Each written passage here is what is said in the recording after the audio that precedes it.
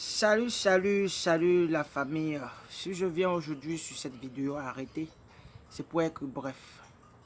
J'attire l'attention comme ça de toute la communauté ivoirienne. J'attire l'attention comme ça de toute la population africaine. Aujourd'hui, la petite va être coupée de 2 ans de prison. Pourtant, le travail que vous devez fournir en Côte d'Ivoire, vous ne le faites pas. Il y a des enfants qui se font enlever. Il y a des enfants qui se font détourner, violer, tuer. Le gouvernement ivoirien ne voit pas ça. Mais à cause d'une incertitude pour la profanation de la tombe de Didier Arafat, cette petite se retrouve en train de faire 2 ans pour rien. Vous avez le courage, la force, le pouvoir et l'autorité d'enfermer qui vous voulez. Mais avant de le faire, menez les enquêtes. Pourquoi aujourd'hui vous vous attachez sur cette petite fille? Pourtant, avant que cette histoire n'arrive au niveau de la profanation de la tombe de Didier Arafat, vous n'avez pas arrêté ces gens qui se posaient des questions. Pourquoi? Répondez aux questions de la population et vous allez éteindre le suspense, le mystère qui est derrière la mort de Didier Arafat. Il y a beaucoup d'enfants qui souffrent, il y a des dealers dehors, il y a des voleurs dehors, des violeurs, vous ne les arrêtez pas. Mais où va le monde? Il y a de quoi le blanc doit dire qu'on doit rentrer à la colonisation. Parce qu'il pense que les Africains doivent encore se faire coloniser. Mais où va le monde? Où va l'Afrique? Enlevez les doutes dans la tête des citoyens ivoiriens. Enlevez le mystère qu'ils se sont mis dans la tête. Quand vous enfermez encore cette petite fille, il y a de quoi tous les dits qui se sont dit sur les réseaux sociaux. Vous devez vraiment faire partie de la secte. Parce que je ne comprends pas où le problème, où il faut taper fort. Où il faut essayer de regarder qu'est-ce qui se passe. Arafat est-il mort ou n'est-il pas mort? Vous ne regardez pas ça, vous vous focalisez sur les bêtises.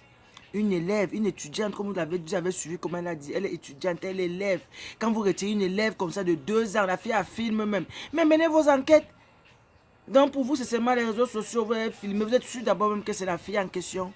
Parce que moi, quand je regarde la photo arrêtée et la fille en question sur YouTube, ce n'est pas les mêmes personnes. La population ivoirienne, levez-vous. Les jeunes, il est encore temps. Sauvez votre image. Parce que 2020 arrive. Ce que vous n'avez pas pu faire en 2019, en 2018 ou en 2017, il est temps de vous rattraper en 2020. Émergez-vous. Le gouvernement ivoirien, ce n'est pas ça qu'on attend de vous. Vous devez nous éclaircir ce qui se passe en Côte d'Ivoire actuellement parce que toute la nation est perdue. Nous sommes vraiment bouleversés. Pourquoi ne pas faire des enquêtes et vraiment voir ce qui s'est passé? Des gens qui étaient à l'œil visible sur la vidéo, ceux qui ont vraiment profané la tombe de Didier Arafat, vous les mettez de côté. Ou bien même ces gens, bon, on laisse le cas de la fille. Les 2-3 jeunes hommes qui étaient devant qui disaient que c'est lui, d'autres qui disaient c'est pas lui. Ceux qui ont dit c'est lui, c'est moi, vous ne les avez pas arrêtés. Parce que vous-même vous savez pourquoi. Et ceux donc qui avaient les doutes, même si c'était moi, je devais venir tirer ce tombeau-là. Et regardez, parce que vous mettez les illusions dans la tête des Ivoiriens. Et beaucoup d'Ivoiriens ne veulent plus vivre sur les illusions. Ils veulent vivre la réalité de la vie. Sur ce point, il ne se fait pas tard. Mettez la main sur le cœur et servons cette élève. Au moins, si c'était une fille qui ne fréquentait pas, qui était dans la rue, ça pouvait se comprendre. Mais cette fille a un avenir. Donc ne regardez pas, ne jugez pas la situation où elle est déjà là. Commencez à chercher de le bas. Je pense aussi qu'il faut condamner les gens. Vous allez condamner tout à Bobo. Vous allez condamner tout Yopougon. Vous allez condamner tous 2 plateaux. Vous allez condamner 13 villes. Vous allez condamner toutes les communes d'Abidjan là. Mes frères ivoiriens, ne vous laissez pas aveugler. Il est temps d'ouvrir les yeux. Car la connaissance ne finit pas. Ce n'est pas pour rien que Christophe Colomb et Magellan ont fait le tour du monde. Ils ont fait certaines découvertes et il y a d'autres découvertes qu'ils n'ont pas fait. Donc c'est pour vous dire que la connaissance ne finit pas. Que mieux vous, tapez sur les points essentiels. Au lieu de nous fermer les yeux avec l'arrestation de cette petite fille qui va aller pourrir 2 ans en prison. Juste parce qu'elle voulait être rassurée que c'est vraiment son idole qui est au sol. Parce que vous avez fait trop de mascara dans ce deuil. Il est admissible que ce qu'on voit sur les médias Et ce qu'on revoit dans les pages publiques, c'est deux choses différentes.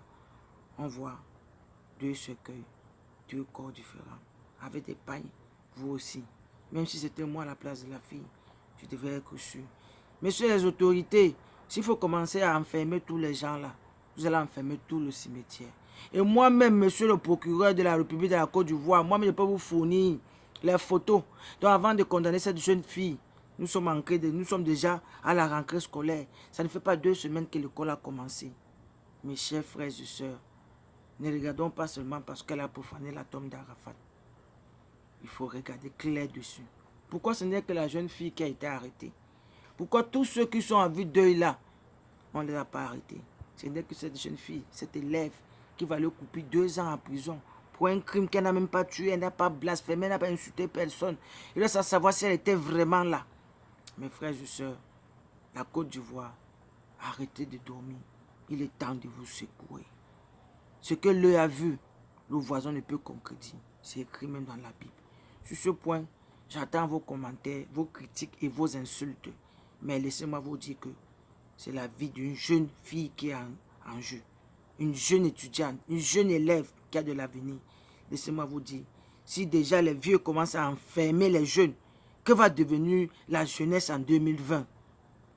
Quelle serait la jeunesse en 2020 si vous commencez déjà à enfermer des innocents pour rien? Elle n'a ni tué, elle n'a ni volé, elle n'a ni blasphémé.